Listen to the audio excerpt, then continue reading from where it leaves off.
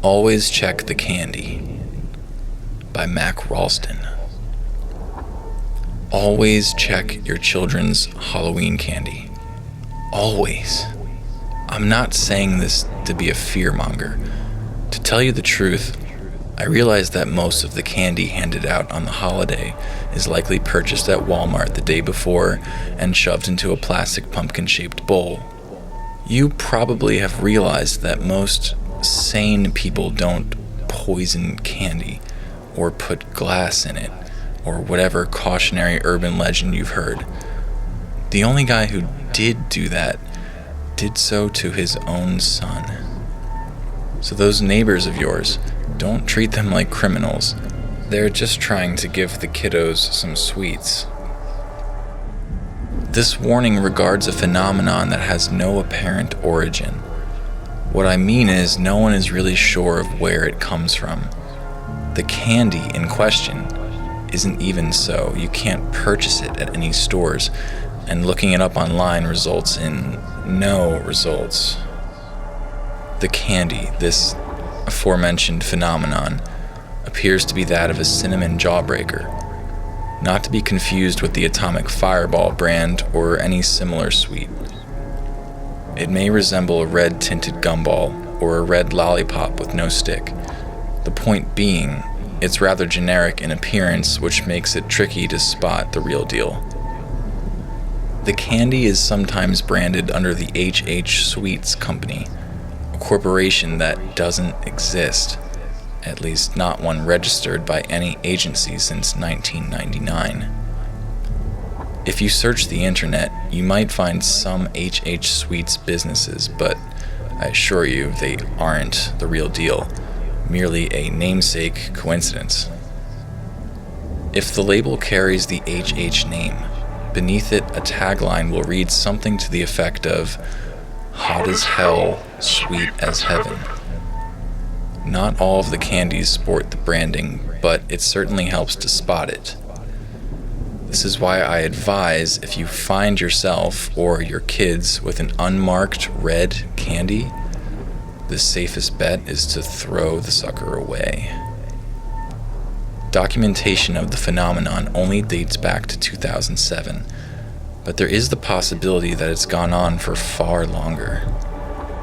As of this recording, a known 9 people have ingested the candy, 4 of which being children under the age of 18. Each case has happened on October 31st, with the most cases occurring during 2016, and a total of 3 victims. The only clues as to the candy's appearance and branding is through the eyes of witnesses and subsequent investigations of any nearby and opened candy wrappers. Each of the victims' corpses, aside from the heads, remain untouched. The heads, however, are where things get strange. Each of the heads is completely burnt, like a used match. This would make identification of the victims troublesome, except for the fact that fingerprint analysis lent itself fittingly to the nature of these deaths, considering the hands of the deceased were completely intact. None of the victims were related in any way, with the only exception being a father and his 9-year-old daughter, Andy and Mary Kay Winfield from Lexington, Virginia. All of the others shared no relation other than the aforementioned candy.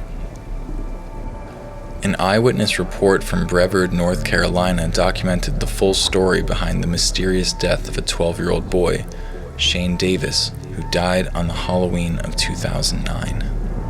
I was leaving the pharmacy at around 8:30 when it happened. He was walking down the block in a zombie costume. I didn't even notice him at first because it was dark, and the costume was dark. But then there was this flash of orange light, like someone lighting a candle. I turned around and this heat wave hit me in the face, and the smell, oh Lord, it smelled like cooked meat. His head was on fire. There were people screaming, but there was nothing we could do. He screamed only for a moment, then he hit the pavement. I'll never unsee it. There were rumors it was a hex from a witch or something.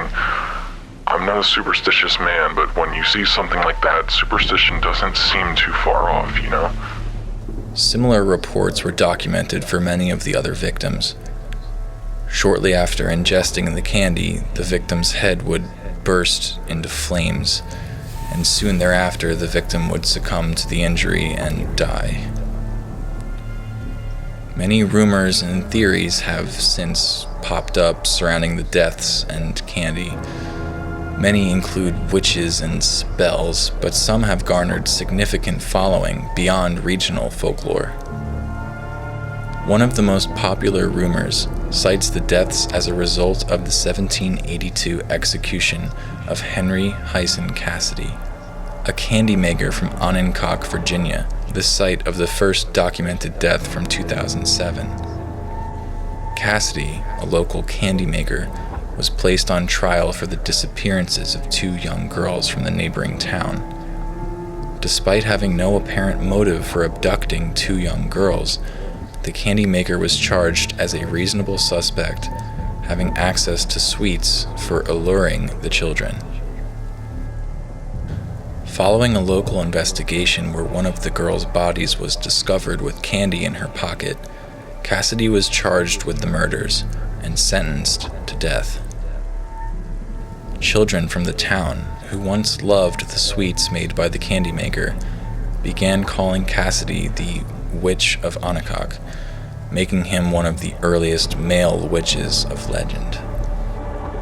Being found guilty in a hasty trial, Cassidy was sentenced to death by molten metal, a process considered barbaric, except in a case of an accused witch. Cassidy, who swore his innocence until his death, had a molten metal ball dropped into his throat.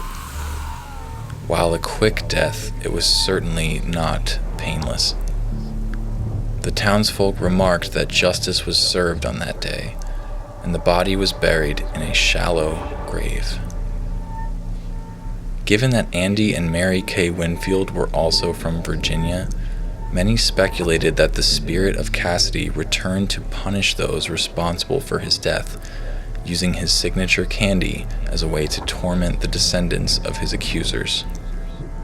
The name, too, H.H. Cassidy, would explain the name on the wrappers, H.H. Sweets. Another popular theory is usually referred to as the jack-o'-lantern story.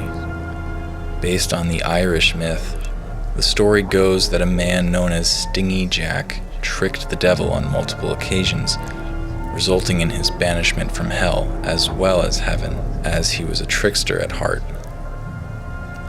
The man, forced to roam the earth, lit coal within a turnip and has been using it ever since to light his eternal path.